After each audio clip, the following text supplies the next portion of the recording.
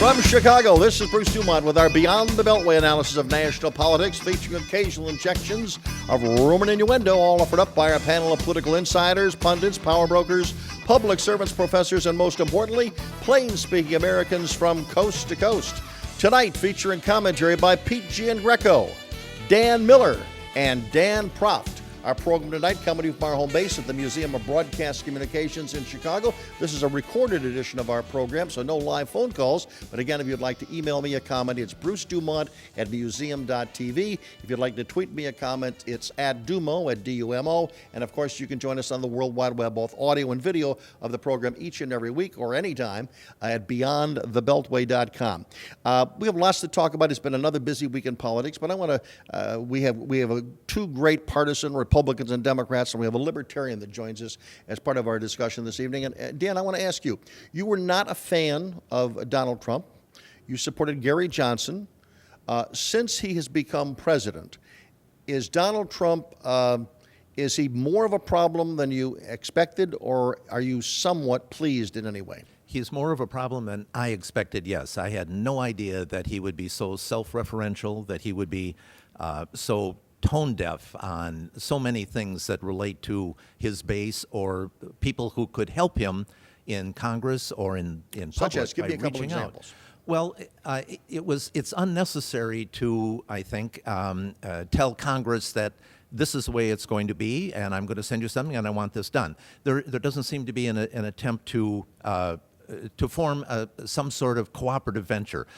In public, there's no need to keep saying that we are deporting more criminals than ever seen before. Everything is a superlative. Everything that he says, that's unnecessary. Dan Proft also joins us. He is a talk show host for AM 560 The Answer here in Chicago, a frequent guest on this program for many, many years. You were a Ted Cruz supporter in the primary, got to be a little more, you jumped on the Trump train a little bit late, but you were enthusiastic towards the end. Are you more pleased or disappointed in what he has done thus far? I'd say generally pleased. I mean, with due respect to Dan, Donald Trump is self-referential. We just noticed that in the last 5 weeks. There's a 30-year public record of him with superlatives and braggadocio. I mean, that's just his personality. So that's kind of baked into the price. But I mean, in terms of doing some of the things he said he would do that excited conservatives, like, for example, the selection of Neil Gorsuch for the Supreme Court. One of the judges that was on his list as a candidate. So that's a promise made and a promise kept. Perhaps some of the executive orders on certain topics could have been handled betterly, most notably immigration from a marketing perspective, from a communication perspective. But he's still directionally correct. In addition to that, he is focused on structural tax reform. He is actually earning plaudits from Paul Ryan with respect to moving to repeal and replace Obamacare. That's still taking shape, but there doesn't seem to be a lot of controversy there. And one other thing, the rollback of the administrative state. The executive orders that freeze regulations, that say 2 regulations must be repealed for every new regulation, that's something that a libertarian should like a lot. Pete Giangreco is our card-carrying Democrat, and you carry that card very proudly. I'm not going to ask you whether you are pleased with Donald Trump, because I know you're not. But my question is, have you seen, and maybe did you see the other night in the first congressional address to Congress by the president, did you see a potential candidate that long-term you think could be successful and maybe alleviate some Democratic fears about how bad that he would be? Well, there's words and there's actions. I mean, you can go, back through 200 years of speeches, and they're very different than actions. And the actions have spoken loudly. I mean, we have a president right now who hasn't been in office 2 months. We've already got major scandals. He had to fire his national security advisor because he lied to the vice president about potentially negotiating the lifting of sanctions on Russia for what they did in seizing the Crimea illegally. Would you acknowledge that we have probably a better national security advisor today than we did with the previous Mr. Flynn? That would be a low bar, since the guy's been fired by 2 presidents now. That's so, right. I think you've got a plus there. Well, you've got 2 investigations, bipartisan investigations, the House intelligence committee, Republicans and Democrats looking into the Trump campaign's contacts with Russia during the campaign while the emails were being hacked of the DNC. Pete, what and do you you- and I'm you gonna- and I'm gonna- you know I'm gonna- and okay. all you hear from the White House is cover up, cover up, cover up, and everybody has a problem with them telling the truth, including a lot of Republicans. Here's my question. You know the politics of it. You've managed a lot of campaigns. You've been involved in so many campaigns. Is there anything that you were aware of in a concrete way that you think affected massive voter participation? In other words, was there anything done to manipulate machines? Was there anything done in the formation of the campaign that you think led to people actually voting for Donald Trump instead of Hillary Clinton, other than things that might be speculative? No, and it's interesting that Trump continues to bring up this canard of just that Is it a canard? No, he There's says that there's widespread voter fraud, and there wasn't. And it's interesting because there's 36 states that has a popular elected Secretary of State who runs the election process. The vast majority of them are Republicans. So when Trump says, "Oh, the election was rigged," he's going after Republican secretaries of state. That's the canard. That So doesn't- you don't that think doesn't- it was rigged? The real You difference don't think is it was rigged then? You don't think the no, vote the was Russians rigged? had a huge impact on the vote because, and you saw it in all the polling. Every time John Podesta's emails dominated the news, Clinton's numbers went down. When Trump's abuse of women dominated the news, his numbers went down. And when the Russians told Hillary not to campaign in Michigan or Wisconsin, well, That's right. Oh no, it was a Game horrible was over campaign. there. That's a whole that we could do an hour on how horrible Look, that the campaign problem- the was. problem But with- you can't, the Dan. problem- Dan, no, the no, question no. was, did the Russian hacking forgot of the the question. emails You've been talking have an some. impact on the race? And the answer is absolutely, positively. the You can see it in problem all the here polling. is that Trump is not a particularly likable guy by the vast majority of people. The people who supported him early on, and I know many of them, liked what he said. He was a vessel. It wasn't, boy, I really want to get behind Donald Trump. The same thing prevails now. He's a difficult man to like. He's a difficult man to support. You have to support, as Dan Proft said, you have to support a lot of his programs. They're in the right direction. Yeah, and by the way, after his speech to Congress, a lot more people are a lot more sanguine about what kind of president he's going to be because most Americans want the president to be successful. That was the case for Barack Obama. It's the case for Donald Trump because they understand if the president is successful in accomplishing the ends that he's described, then their lives may improve on the margins, and that was the value proposition that Donald Trump presented to the nation. So, you know, and frankly, I think it's really telling about where the Democrats are as a super minority party in this country, and that's what they are, that all they have to talk about in response is this conspiracy theory about everybody being a Manchurian candidate for the Russians in the Trump administration, and they don't have a shred of evidence to present with respect to Russian hacking. By the way, let's also remember the Russians were attempting to hack the Republicans as well as the Democrats. That's also forgotten in the conversation, and they don't have a shred of evidence to point to that Russians impacted the election. Okay, we've got to pause. Thanks for just joining us gave you the tonight. evidence. We will come back and talk more about this. Thanks for joining us tonight from coast to coast and border to border. I'm Bruce Dumont.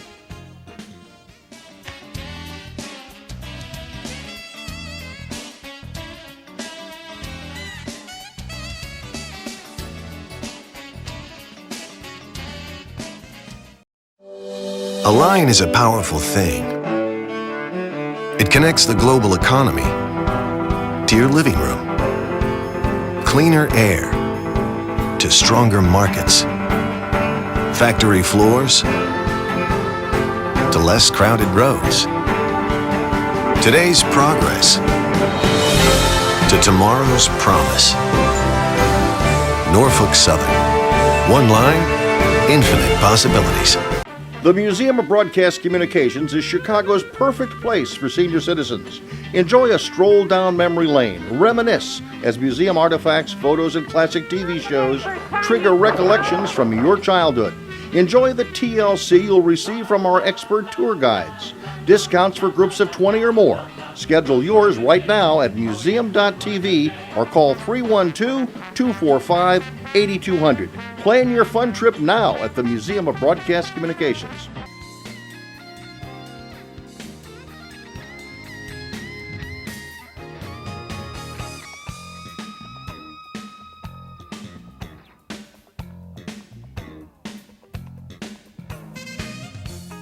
Bruce Dumont back. Thanks very much for joining us tonight. DePici and Greco, to you. How are the Democrats going to get back to winning an election if they are focused on yesterday's election and the alleged involvement of the Russians? How does that make the guy watching anywhere in this country who is out of a job or can't balance his budget? Why are they going to care about that issue? Well, I don't think you try to litigate the last election. The question is whether their current commander-in-chief and the people who work for him are telling them the truth. And this is not a Democratic charge. You have Nicole Wallace, who said it's inexplicable how so many people had so many meetings with so many Russians that they forgot about. That smells like a cover-up. You had Attorney General Sessions go before the Senate, was asked directly if he had had contact with the Russians. During the campaign. During the campaign. He raised his hand, said to tell the truth, the whole truth, and nothing but the truth. And he somehow leaves out that he met twice with the Russian ambassador. By the way, no one else on the Armed Services Committee during the presidential campaign met with the Russian ambassador. He was the only one. And you had Bush's ethics lawyer say, if it wasn't perjury, there's a lesser charge of failing to provide accurate information to Congress. That's still a criminal offense. So you got an attorney general who may have lied to Congress. You have a national security advisor who was fired for lying to the vice president. You've got John McCain's chief spokesman saying, isn't this inexplicable? You have McCain, you have Lindsey Graham, who are both saying, why are we lifting sanctions on Ukraine why would you reward Putin's bad behavior? As a political operative, could we all, maybe we can't all agree with this. John McCain and Lindsey Graham are out for John McCain and Lindsey Graham. They will do anything. They will say anything. Their principal goal is, how do I get on the Sunday morning shows? And nothing will get you on a Sunday morning show or get you more airtime. Is that why? Just a minute. If you are a Republican speaking against Republicans, or if you were a Democrat speaking against Democrats, not many of those, the easiest way to get on is you will attack the Republican. And everybody knows that John McCain and the president don't get along. Trump insulted John McCain. John McCain's never going to forget it. And John McCain is going to be a big pain in the ass to him for his entire presidency. John McCain made one of the most incredible statements I've heard in recent memory with respect to the raid in Yemen where Navy SEAL Ryan Owens lost his life in service of our country. He said that, and I can't call a mission a success if an American life is lost. So, Senator McCain, how would you describe D-Day? This is somebody who is a partisan, but not based on the affiliation that he otherwise has. He's a partisan when it comes to Donald Trump for undermining Donald Trump. So, the pans to John McCain and Lindsey Graham as part of this grand conspiracy that includes the kidnapping of the Lindbergh baby, I assume, at some point here, is preposterous. But I'll tell you what, I want to hear Peachy and Greco and Elizabeth Warren and Senate Minority Leader Pagliacci and the whole crew continue to prosecute this line of attack, because all it does is serve to make Republicans look better, to unify Republicans, and to encourage Donald Trump to stay on his policy agenda to provide a clear contrast in terms of who's serious about the quality of your life versus what Democrats are concerned about. Then why is Darrell Issa, who was the chief investigator of the Obama administration from his perch as the House Oversight Committee, he barely won re-election. He's calling for a special prosecutor. He walked it back. Jason Chaffetz has said that Sessions. Keep up with the news. Darrell Issa walked that back. All right, let me ask you this: you were a Ted Cruz supporter. Yeah. There was a woman. Scott Walker first, but yeah, then Ted There was Cruz. a woman named Diana Denman who was a Cruz supporter who offered a plank on Ukraine that basically said that we should support the Ukrainian people against Russian aggression. Her platform was taken by the Trump campaign and watered down. It happened at the same time that Sessions was meeting with the Russian ambassador at the Cleveland need Convention. we say more? So QED. Here's the question. The question is why are there so many Republicans who oppose Donald Trump on Russia, and why are you making excuses for him? I'm not don't making you, don't you think the Ukrainian we should be on the side of the Ukrainians? I'm not making and excuses for anybody. I want you to continue talking. I'm not making excuses for anybody. I love Right, this. we're winning. So, Really, winning you're on a this super one. minority party. Wait a minute. On this, my question. I don't know when my you've question- got. my question is- We've now talked about Pete, 6 different Republicans Pete, the who are question- against Pete, this administration on my Russia. my There's question, my disagreements. question to you is: just there was an comical. election. Right. A lot of the Democrats and Robbie Mook, the campaign manager, not a very good campaign manager.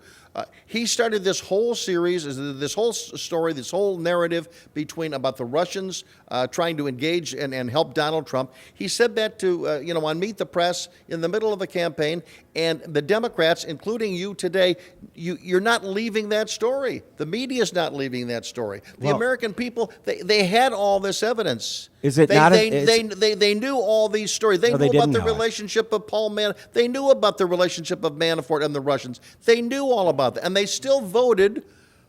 At least in an electoral vote, they voted overwhelmingly for Donald Trump. Not in the popular vote, but that's how he Lost became by president. 3 There's no By the way, news. Jeff There's no news Sessions, here. I Jeff think- Sessions is a Cold War warrior. Yes. H.R. McMaster is a vocal critic of Putin, as are a lot of Republicans who Dan don't like Coates. authoritarians. Nobody's apologizing for the Putin regime, and nobody's coddling authoritarianism. And I don't like some of the bromance stuff between Trump and Putin, with tweets and nonsense over the last 6 or 8 months, including the early days of his administration. But to go from there to this just silly, childlike conspiracy theory with no evidence is preposterous, and you just marginalize yourself by doing it. Then why did Sessions lie to Congress about it if it wasn't such a big deal? Why does God. why does I he mean, it's now just so why does he now tiresome. have to recuse himself? He has now recused himself Yes. because Because of it's nothing. because Just like because Loretta his- Lynch had Why to did do. Because why his did staff- why did because Kelly his get sta- fired? because Because he his didn't staff tell the Bruce truth. is the answer. He doesn't mean, have the truth about honestly, He followed his staff. Dan, Everything is evidence and furtherance of the conspiracy, no matter what you say or do. I love it. Yeah, It's just a yeah. comedy. I mean, as Watergate started the same way. that's Right. true. That's true. And- Yeah, no, I know. Here's the difference. It's Watergate. It's 9/11, according to Tom Friedman. It's Pearl Harbor. I mean, yeah, keep it coming. Keep it coming. But here is something that we do have to put in context. What? People living beyond the Beltway may not give a rat's you-know-what about this story. Okay? The people that do are the the partisan Democrats and the news media. They're locked. They've that blood in the water for them, and it's the drip, drip, drip of a story. That is exactly the case of Watergate and Richard Nixon. Nobody beyond the Beltway in 1972 cared anything about Richard exactly Nixon going right. down. It was this constant drumbeat by the media and leaks, periodic leaks. Certainly in the Nixon case, a lot of those leaks were coming from the intelligence community, exactly the way they're coming right now. Every time it looked like Richard Nixon was going to sort of, escape this, there was some leak that came from somewhere, and the news media it was more But blood were in the they? water. So what I'm were just they saying leaks- is that were even they leaks though or were they the truth? Turns out they were the truth. leaks can be both truthful and untruthful, but the point is they are leaks. Those were true. And what I'm saying now is that even though I think this is a story that's totally blown out of proportion insofar as what the American people wanted, because in 1972 through 1974, the average guy on the street was not talking about Watergate. yeah, but Bruce, the posture of conservatives is go wherever the truth leads. I'm not afraid of the truth. Go wherever the truth leads. Investigate your heart's desire. Ask whatever questions you want. I'm not But afraid of it. that's not what the you White have- House is But you saying. have Should to there be- present evidence. should You there have be- to present evidence at some point. Do you think that by having Dan Miller, a special prosecutor, that would take this and sort of put it on the side at the No, moment? as Dan Proft pointed out, there is no crime being alleged, other than what Pete just said. But there is no crime, so you don't get a prosecutor if there's no crime to prosecute. Furthermore, why is Congress investigating the executive branch? I mean, when you start talking about It's that part of kind of its stuff, job. when you start called talking oversight. about that kind of encroachment by one branch of government into another one, you're really traipsing on some very important constitutional issues that don't merit such an investigation. No, but The they speech- have the House Oversight Committee. I want to ask. Oversight is Congress running. has oversight. Pete, on I want the to go. executive. I want to go back to questions. See if we can get your candid answer. Yeah. As a media strategist, did you watch the speech the other night? I did. What was your reaction? It's a good speech. And to answer your, Stop the I presses. think the answer. Stop the presses. Wait a minute. It's not Van Jones. but it's not Anybody, bad. This is a history. anybody can read what's put in the teleprompter. So it's a Not question of what will necessarily the well, actions be, and if the actions are going to be that Trump is going to adopt privatizing Medicare, which is Paul Ryan's number one issue, if Missed that in they the speech. pass tax cuts that are the usual tax cuts where it all goes to the rich and a little bit goes Missed to that the part. middle. I don't think he said that. These are. Did you hear the word if? He didn't say that. The whole point is, what will the actions be? Because your Okay. point is, what's gonna impact people's pocketbooks, and you're exactly right. All right, let The me reason add- why Hillary Clinton lost the election was she didn't make a cogent economic argument of why people should vote That's for true. her, and we as a party won't win unless Does we she are deserve able another to make chance? an economic Does she critique deserve of another President Trump. chance? Does Yes, she deserve yes, another chance? Please. Dan, Yes. come on. Does Hillary Clinton deserve another run for the roses? Oh God, no. Okay. Oh God, please no. How That about- would- how about that'd be Dan Proft's Now, I would- Christmas, think- birthday, Dan, and question to you. Hanukkah present Go all ahead. rolled into one. Well, I think I'm moving off Hillary Clinton. I think I want Steve Brashear, who gave the response. Oh, the was former that governor of great Kentucky. or I think I what? want him to be their nominee in In an 2020. abandoned For you. diner in the When middle you- of nowhere? What a great when venue. you heard the president talk about paid family leave, what was your reaction as a conservative? That he loves his daughter. That's what was my reaction. That he's adopted some of the pet issues. Well, of again, Ivanka Trump. this is the point of words versus action. Go ahead. Well, I think I well, agree what are- I agree what with are- Dan that was palaver that was thrown out there No, I- to what try are to some- sound what try are to some- sound what like are- he No, wasn't. I actually But think what I are think some- dangerous he's gonna be in no, the no, economy. from, I actually from think a, he may pursue those issues. What are some other issues as a conservative that made you raise your back? That's the question. We're going to let you pause for a few minutes, and then we'll come back and get your answer. I'm Bruce Dumont from Coast to Coast and Border to Border. This is Beyond the Beltway. Thanks for being with us.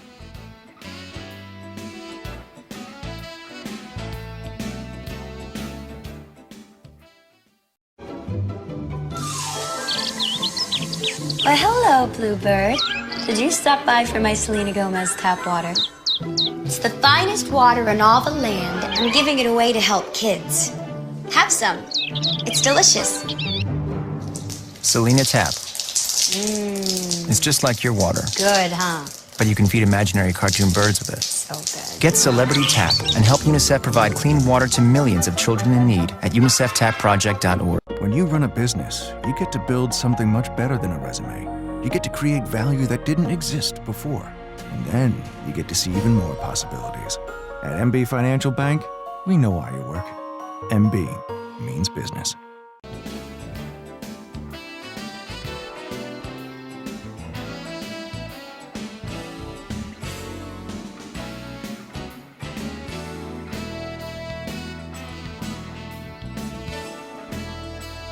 Bruce Dumont back on Beyond the Beltway. And Dan Proft, I asked you before the break, what were some of the points as a conservative during the president's speech that made you kind of blanch a little bit? Yeah, I mean, overall, I like most of what he had to say, and I've liked most of what he's done so far. But there are concerns.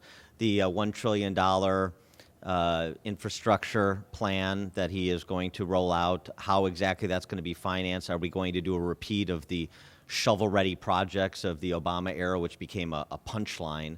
The big kind of government pork projects, not really in keeping with shrinking the federal government, renewing federalism, redistributing power back to states and localities. I have concern about that. Also, frankly, the general concern on Trump is on the spend side.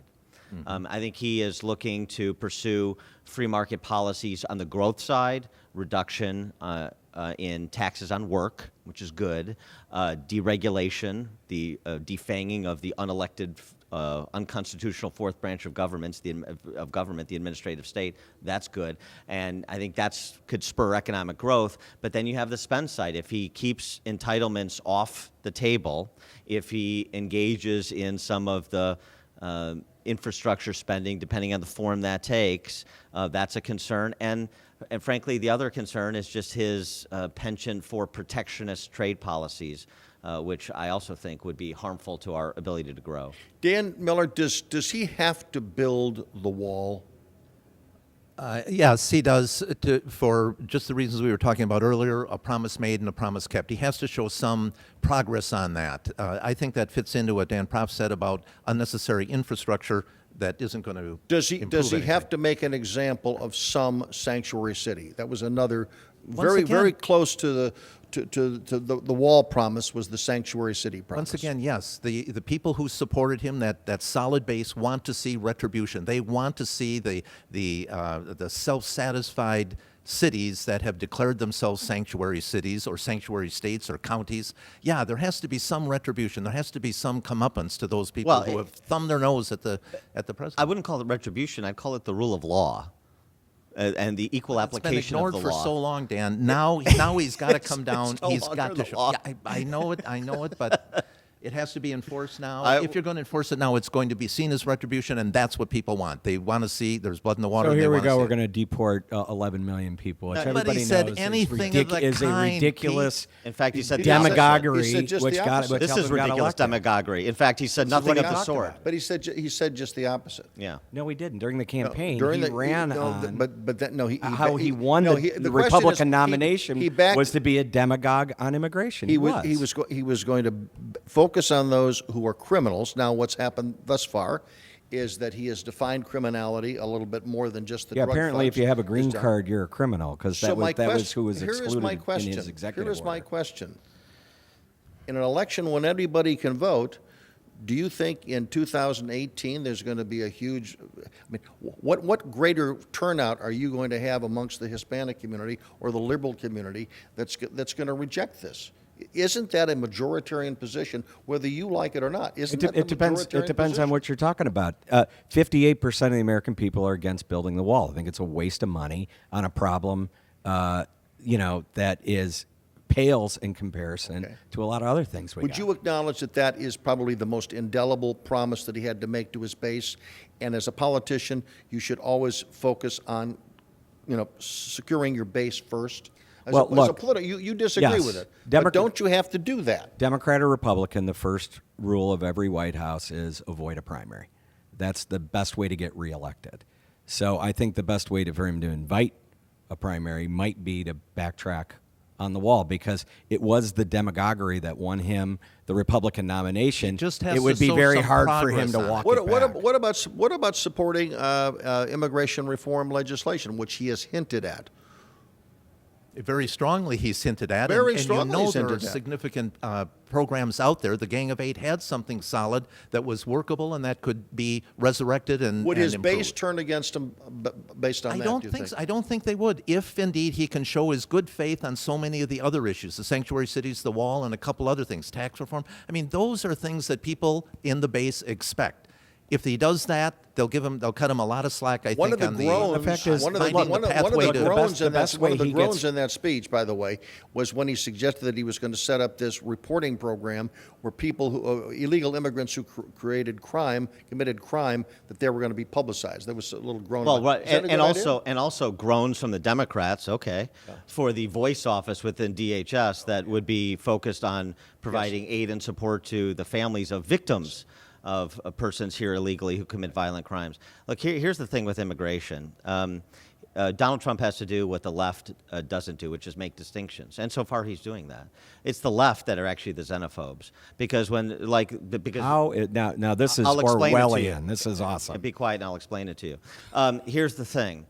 They make no distinctions. If you're here and you commit a violent felony, you're an immigrant. If you're here and you're peaceful true. and you're productive, then you're an immigrant. If you're seeking asylum because you're being persecuted in Iraq or Syria, whether you're Christian or Sunni Muslim, then you're an immigrant. If you're here because you're gaming the welfare system, then you're an immigrant. If you're here because you were brought here through no fault of your own by your parent, then you're an immigrant. All of that is the same group of people, according to the left. That's not true. And that precludes us from doing sensible immigration rethinking with respect to all of those categories. And the first order of business, and this is what everybody agrees on, but it hasn't happened, which is why Trump had such an opportunity, is that violent felons who are here illegally should be removed from this country post-haste. Like Barack Obama That's did. where he is. Like President that Obama is where did, he right? is So you focused. agreed That with is where he President is Obama focused. on Yeah, that? well, Kate Steinle's family disagrees with you. And so does the family of the guy who came back to Connecticut and murdered his wife, Pete. And I could go on and on and on about these examples. Denver's another one in the last 2 weeks.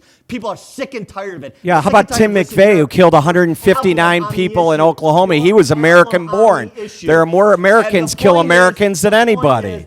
This is the kind of lying and demagoguery that we're talking The about. point is you're Ronald the demagogue. Reagan would be You're the demagogue. ashamed of you. You're the demagogue. I believe we in want this. violent criminals removed from Barack this country Obama who don't did it belong more here, than and any you Republican don't, because you're a administration. disingenuous You hack are a looking for liar. political Well, wait a minute. support. But You wait a are minute. a liar. Pete. Speak to the point. Barack Obama, yes or no, deport more, Barack more Obama- No, criminals wait a minute. than any No, other administration he in did history? not. The answer is a fact. Barack Obama. But Dan, this is Barack- Dan Proft and, Wait a minute, and the let me- right. let me that finish. they No, just love to lie. I think. Let me offer my role here as the referee. Did he deport more than anyone else? Yes. fact. Depending on how you Whoa, whoa, count. whoa, whoa. On how you Did- count. did- wait, No, there's- did- no. Was, There's was only one there? way to Here's count. my other point. Turning away people at the was, borders, not was deporting. there a period of laxity imposed by the Barack Obama administration that led to the Kate Steinle issue? That was a screw up. That was clearly a screw up. It was not the only screw up. Yeah, and it's happened going back 200 years that we've had people in this country who committed murders. Guess what?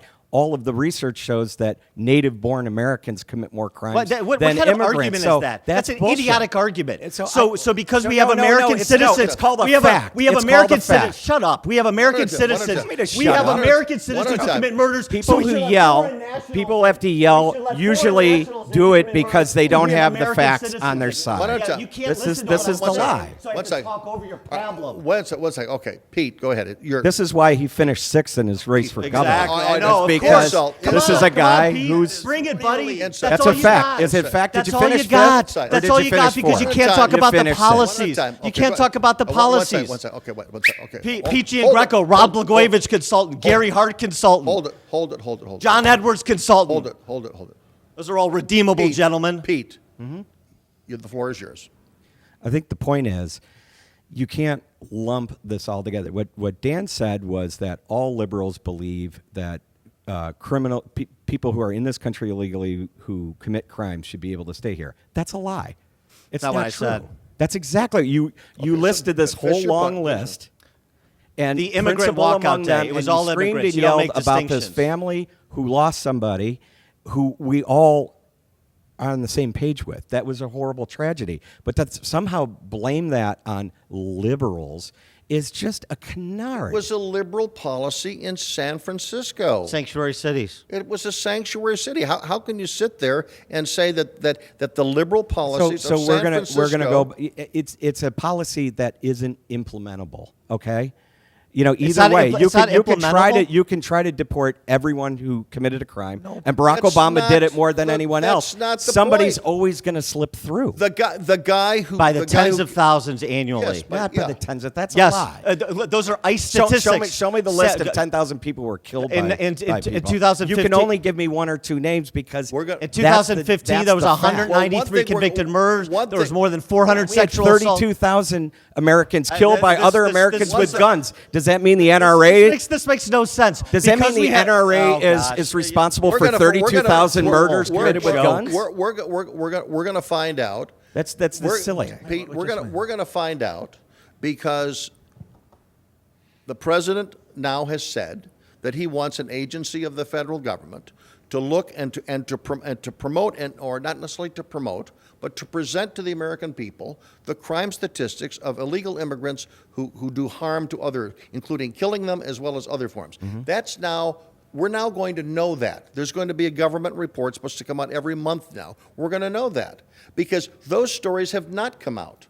The people that surrounded Donald Trump on his rallies, these were people that they weren't on the front page. They weren't like Michael Brown in Missouri, who was on every newscast. These were victims of illegal immigrants, and we're now going to know who those people are. I'm Because fine the with news- that. Jimmy because the Oswald news- Sr. because the I'm fine news with media, that. because the news media does not want to raise the specter of illegal immigrants being here who do anything wrong. But I- the well, image, that's the not- image, that's the not image true. created by Because the you image, know all these stories because image, the media keeps the reported stats. them. Image ICE was keeps created the by stats. what? Minimal. But ICE keeps the stats now. We know the stats. It's just not reported, to your point. The question is We're going to break. We're going to break. Are they Everybody's all- going to. We're going to send everybody to the showers, cold back to shower, me. and we will be back. I'm Bruce Dumont.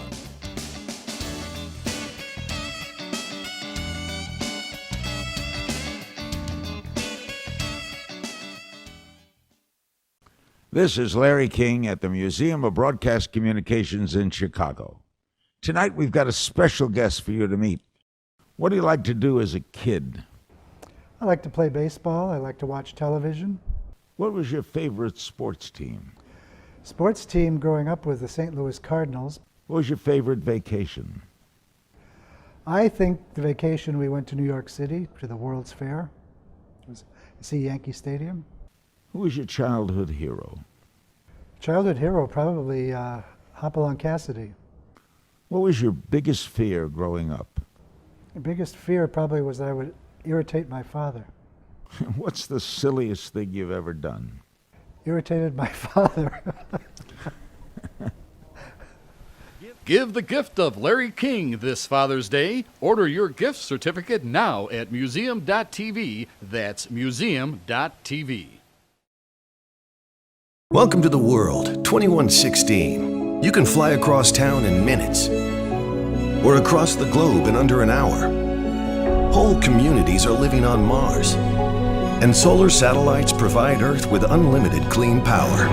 In less than a century, Boeing took the world from seaplanes to space planes, across the universe and beyond. And if you thought that was amazing, you just wait.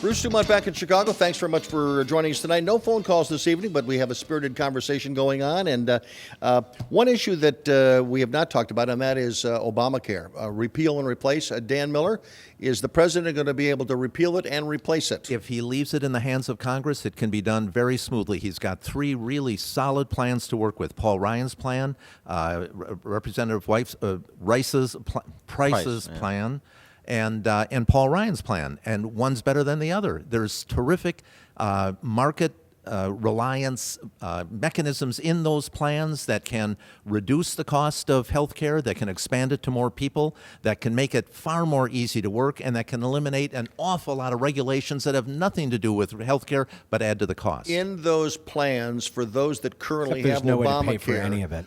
Is there? What happens to those people? Are they? Well, those people can be covered Okay. under... So no one is left off. Those that are Nobody. having On the contrary, there's still 14 million or 7 million people, even after Obamacare, who are still not covered. So Obamacare has fallen far short of its promise to insure everybody. Dan Proctor, question to you. The Republicans have been complaining about Obamacare for a long, long time. Are you disappointed that once they got all the power, including the presidency, that they haven't been quicker in offering a plan that everybody can unify around? Yeah, I mean, it's not so much quick in offering the plan. I mean, we're in March. Obamacare was passed in March of 2009 in President Obama's first term. So it's not so much that, but it's the open disagreements that should have been settled a while ago. For example, the issue of providing a tax credit for individuals that would be displaced from Obamacare temporarily to try and provide a glide path to transition to a different system. Not moving through the reconciliation process quicker to pick apart the parts of Obamacare that you can do through reconciliation that you don't need to move with 60 votes in the Senate. So it's more the some of the internal disagreements spilling out into the public that I think should have been worked out prior to Donald Trump's inauguration, frankly, even in the intervening 2 months, so that people were on the same page and ready to move with a strategy as well as legislation. Here's the problem with the whole thing. They don't really have a plan to replace it because they have no way to pay for it. When you take away the tax credits that people get and they buy their own insurance with, there's no way for those folks to afford insurance. So when those 20 million people can no longer pay for their insurance because they're not getting the tax credits, everybody else's premiums go up. So, Bruce, if you're... No, Dan. Hang on. Dan, please let me. It's like a 2-on-1 all day long. Oh, 2-on-1. When you boy, take away the tax credits, people can't buy their own insurance. That's a fact, and they have no way to replace that revenue because they want to take out all the ways that you pay for it. When you take away the ability, if you don't have a way to pay for it, you can say that a 26-year-old is going to stay on your policy. If you don't have any way to pay for it, they either come off the policy. Let me finish. They either come off the policy or your premiums go up. The same thing happens with if you're one of the 159 million people of pre-existing conditions. If there's no way to pay for it, then either your insurance company is going to drop you from coverage or increase now, your premiums. Dan Miller, You're respond to what he's just said. The assumption that we just heard is that you can't afford to buy the insurance that is in the market now. That's one of the fundamental changes under the plans that are being proposed. The insurance that's being proposed going forward is insurance without obstetrics, without all of the bells and whistles.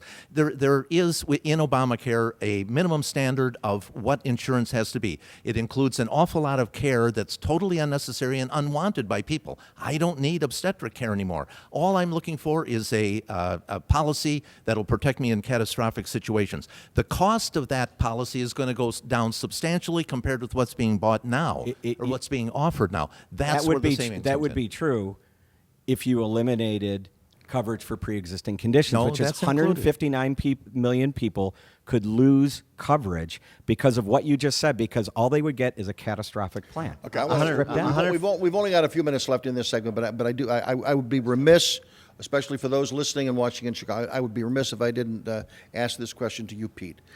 Your brother, Mark Giangreco, is a major television star in Chicago, sportscaster for Channel 7, top-rated news for many, many years. For those around the country, in a recent tweet, he made some derogatory comments, at least perceived to be derogatory comments, about the president and the people who voted for Donald Trump. And he was suspended by Channel 7, ABC, for making those comments. When you first heard of what your brother wrote or tweeted, what was your reaction? Did you anticipate what would befell your brother? I'm proud of my brother, and I always have been. And I've never been more proud of him. He's a guy who's always, shot from the hip, shot from the lip. If you ever listen to Waddle and Sylvie, he'll tell stories about our family that sometimes I'd be like, "Oh, Mark, why did you repeat that?"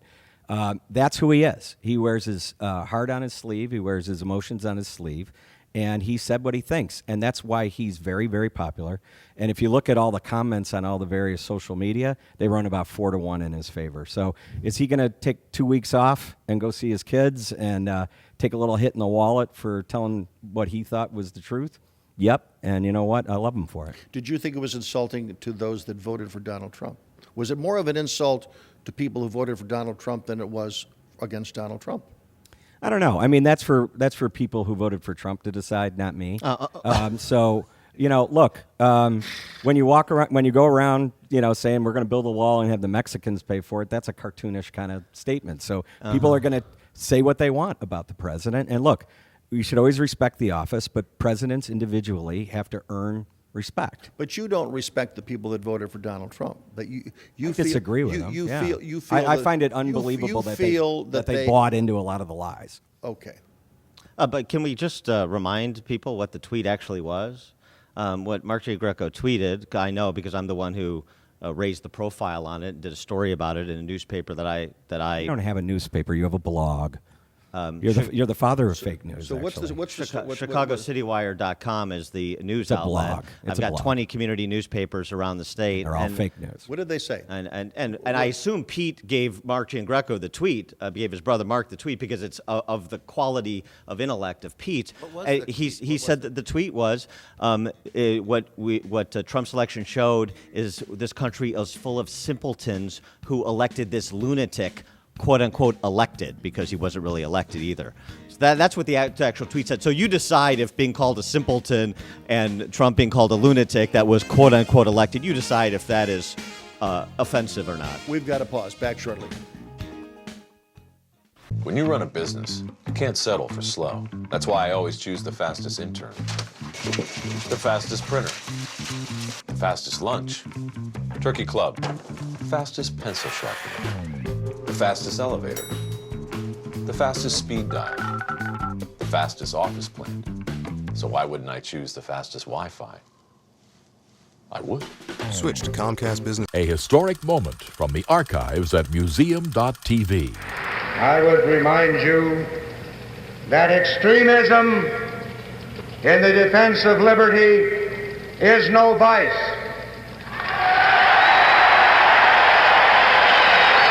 And let me remind you also that moderation in the pursuit of justice is no virtue.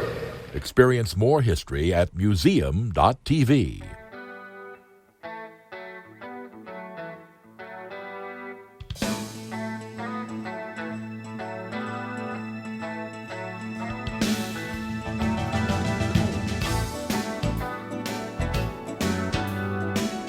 Bruce Dumont back. We continue with Beyond the Beltway. Thanks very much for joining us. No phone calls this evening. Pete, again, we finished with a discussion of your brother. Any final words? And then we're going to move on to another subject. I'm ready to move on. You think it's all set? Okay. My fake newspapers, I guess, weren't fake when it came to his brother. Yeah. By the way, the story really didn't break until Channel 7. Let me ask you this. Yeah, let me actually, ask you this. I reported on Nobody it, reads and your that's actually how Yeah, came to okay. Channel 7. But I know you're Nobody reads upset. your stuff. I know you're upset, but So actually we're that's upset. how it went down. Here's the question. Here's the question. Will we be able to move on and have an opposition to the president that is more than just an automatic no? Are there issues where the United States can be united? Yeah, I mean, I think if you look at the confirmations of a lot of the cabinet picks, there's been pretty bipartisan votes on that. You right now have bipartisan intelligence investigations of the election to see if there's anything that this White House has done since the election that's problematic. And I think everybody, Democrat or Republican, wants to know the truth. So I think there's some synergy there. I think there's some things on trade, in particular, then go back and maybe tweak some of these agreements that a lot of promises on the front end of protecting people's wages and protecting the environment that didn't happen, that protecting jobs that went overseas. I think there is a bipartisan agenda that's floating around out there, but until the White House starts leveling with people and being honest, I think it's hard to get there. Question to you about we talked about the Russian situation, but you have a unique situation. You have done some political work in Ukraine. Yes. Tell us what you did and what you discovered, in your view. We worked for the pro-West, pro-democracy candidate, Yulia Tymoshenko, when she ran. This was after Viktor Yanukovych Viktor Yushchenko was the president who, remember, the Russians had poisoned him in his skin. He was running for re-election. There was a split in the Orange Revolution, the pro-West, pro-democracy folks. We were working for those folks. Paul Manafort was working for Viktor Yanukovych, who was the Putin candidate, the pro-Russian candidate. And it was very interesting. What year was this? 2010. I walked off the plane, and the first thing I saw in Kyiv was a guy holding a sign that said Manafort. And the parallels between the elections are pretty. Paul Manafort's not the only common denominator in the election. So you had an election that had a divided party in power versus a candidate, an authoritarian candidate that was helped by Putin and Paul Manafort worked for. That was the Ukrainian election. The parallels to 2016, Paul Manafort working for Trump, the Russians certainly helped Trump get elected. That was their view. The parallels are striking, and the one parallel that really jumped out at me was in the debate when Donald Trump said we should made an allusion towards jailing Hillary Clinton, investigating and jailing her, which is exactly what Yanukovych did to Yulia Tymoshenko. And now Viktor Yanukovych is on the lam in Russia, charged with high treason, but he's Putin's guy. And but the White House says there's no there. Can't talk to Paul Manafort about his connections to Russia. I want to go back to the element of this where. Oh, you don't want to consider this Aaron Sorkin story that Pete Giangreco is trying to conjure up? I want to go. Was it all true? Is he convicted of high treason? I want to go to Dan to get your assessment of. Thus far, Corey Lewandowski has said there was no communication that he didn't have any communication with the Russians. I think Reince Priebus has said the same thing. I think certainly Kellyanne Conway has said the same thing. I haven't heard Steve Bannon on the record saying that. But it seems that in the middle of this campaign, there was Paul Manafort. And part of his background when he was appointed was that he had had the relationship that Pete just referenced. And then he was the campaign manager for a while. He sort of got the campaign, back on track for the convention. And Trump did, I thought, had a pretty good convention. And then all of a sudden, Paul Manafort is out. I'm asking, my memory is a little fuzzy here. Does anybody recall why Paul Manafort was pushed aside at that point in the campaign? Well, I mean, I think there were still some questions about Manafort and the team that was around Trump being able to get him across the finish line. I think there were questions, I know there were questions within Republican circles, and that's why having a pro like Kellyanne Conway, who's been in this business for a long time and is well respected, including among conservatives, made a lot of sense. I mean, I don't know all of the nuances of Paul Manafort's life and biography and professional relationships, but I do know what Reince Priebus has said. And so until somebody can provide some evidence to the contrary, Reince Priebus on Meet the Press just a couple weeks ago said, look, I've talked to intelligence officials. I get to talk to them. Most people don't. And they said that New York Times story about the multiple contacts with former Trump campaign aides was overblown and not true. So, until the conspiracy theorists can present some factoid in advance of their conspiracy, I'm going to leave it as just the black helicopter ravings of guys like Pete Giangreco. But let me ask you, sort of, this is and I want to get your reaction first, Dan, as a journalist. Since I can't remember, maybe there's people watching or listening to the show this evening that could correct me immediately. But it seems to me that one of the reasons why he might have been let go is that maybe may have been doing a bad job in the campaign. I don't know any specific evidence of that. But I think perhaps Donald Trump could have heard of some of these relationships with Manafort that he maybe didn't know. Maybe Donald Trump was uncomfortable with Paul Manafort's association with Russia. Could that? Yes. Is that a believable answer to the question that maybe Trump did the right thing here? Your memory is right, Bruce. As the backstory on Manafort was that he was too cozy with the Russians. It still was a very sensitive issue. It had a lot of downside to it and no upside to it. Trump was handling all the upside when he kept saying it's not a bad thing. It would be a good thing if we could cooperate with the Russians on ISIS. But the Manafort connection was just too tainted because of the Russian connection, and that's why he was made redundant and out. Coming up over and over. Yeah, again. but Dan, the other point that Dan makes, though, just if going back to remember the timeline, after he secured the nomination and to the convention, there was a lot of kind of seat of the pants kind of operation of that campaign. Right. After Kellyanne Conway assumes the helm and post-convention, you remember he framed each week for about 4 or 5 weeks with a policy Dominated speech the news. that framed his position on the issue, and this is the topic we're going to talk about this week. And that was Conway's architecture, and it was a political professional's architecture, the way that Manafort wasn't. And by the way, we should mention that although the convention itself was generally viewed as a positive thing, when the Democratic convention came around, I mean, with the Khan family, that was probably the lowest 2 or 3 weeks in the whole campaign. Exactly. I mean, they were stepping on their lines every single day. Let's get back to the issue here, though, because Ukraine and Russia keep coming up over and over and over again. So you have the Manafort connection. People keep bringing them up.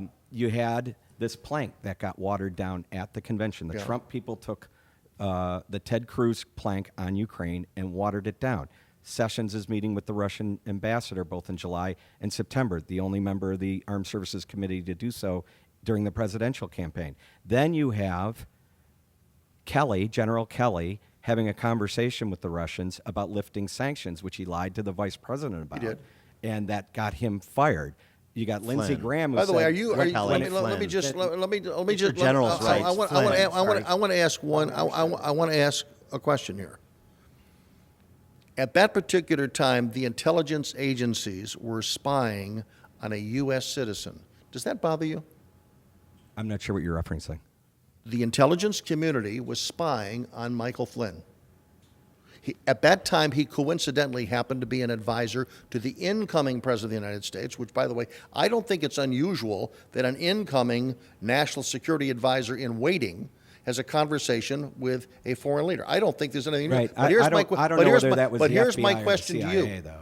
The intelligence community, Michael Flynn was a private citizen of the United States. But this is a really important distinction here. And he was spied upon, and then that information was leaked to the news media. Does Sure, that but bother you? If the CIA was doing it, it bothers me. If the FBI was doing it, that's their job. So you have to Not to leak information. No. It's also But you said, the result of a no, change no, in you policy said- by Obama you on the way said out the door. You said the investigation. What we don't know is what was the source of the pickup. Was it the FBI? Was it the FBI? Which their job is to be vigilant. It's fungible, though. Really, That's- Pete, that's- it doesn't. Whether it was CIA picking up something or it- the FBI told And the CIA. protecting the identity of Americans. Yeah, but you're missing the larger point here. And the with larger those point intercepts. is, as Lindsey Graham says, when it comes to Russia, Trump has a blind spot. The bottom line is Putin is disrupting democracy everywhere. There is this constant thing that keeps coming up in this administration. Why didn't Sessions tell the truth and the whole truth before the Senate?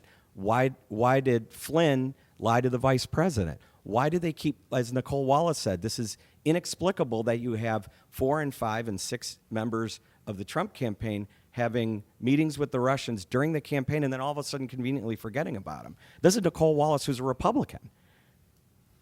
I still don't see anything wrong with it, Pete. I don't believe that the meetings with the Russians are out of line. It's something that should have been They were done. collaborating on hacking the DNC. There's then no that is evidence occurring. of that. If they were Absolutely conspiring not. That's why to you have an assassinate people, then it would be investigation. wrong. But we don't know anything. You're just making up stuff. And here's the other thing. That's Out what the- they out said the about door, Watergate, the New York almost Ti- word for word. out the door. New York Times story this week. Out the door. Obama administration issuing directives to NSA to do surveillance of Trump and associates, trying to lay the foundation for some of the leaks that you're getting, some of the undermining of the Trump administration that's going on in the intelligence community.